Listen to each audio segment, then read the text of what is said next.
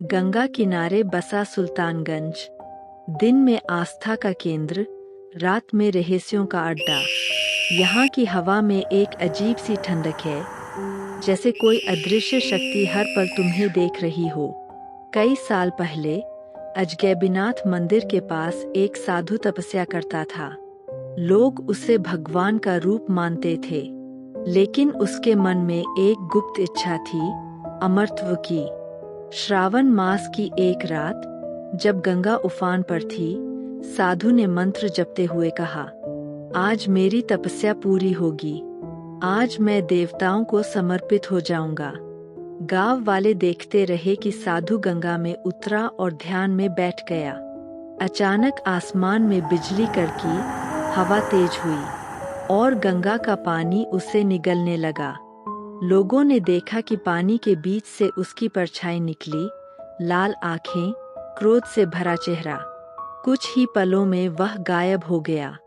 किनारे पर सिर्फ टूटी हुई घंटी और उसकी माला बची। उस रात के बाद से मंदिर की घंटियां अपने आप बजने लगीं।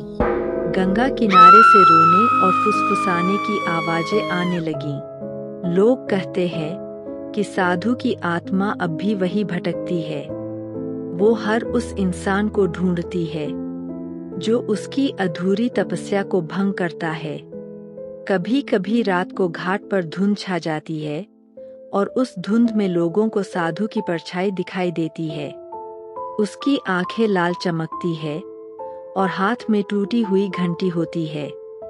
गांव के बुजुर्ग बताते हैं कि कई बार किसी ने घाट पर कदम रखा और सुबह उसका कोई निशान नहीं मिला। कभी कभी गंगा की लहरों में चेहरों की परछाइयां दिखती है, जैसे आत्माएं पानी में कैद हों। और सबसे डरावनी बात यह है कि वो परछाइयां कभी कभी तुम्हें घूरती है, जैसे तुम्हें अपने साथ खींच लेना चाहती हों। कहते हैं, अगर तुमने उस आवाज को सुना तो तुम बच नहीं सकते। एक बार कुछ नौजवानों ने हिम्मत करके रात में मंदिर के पास जाने का फैसला किया। जैसे ही वे घाट पर पहुंचे, पानी में उनकी परछाइयां खुद से हिलने लगीं। और तभी मंदिर की घंटी जोर से बजी। गंगा से वही साधु निकला, लाल आंखें, हाथ में घंटी और चेहरे पर क्रोध। तुमने मेरी तपस्या भंग की है, अब तुम भी इस नगर की आत्मा बनोगे। उसकी आवाज इतनी ठंडी थी कि नौजवानों की सांसें थम गईं। सुबह जब लोग घाट पर पहुंचे, वहां सिर्फ टूटी हुई टॉर्च और एक घंटी पड़ी थी। नौजवानों का कोई पता नहीं चला। आज भी सुल्तानगंज की रात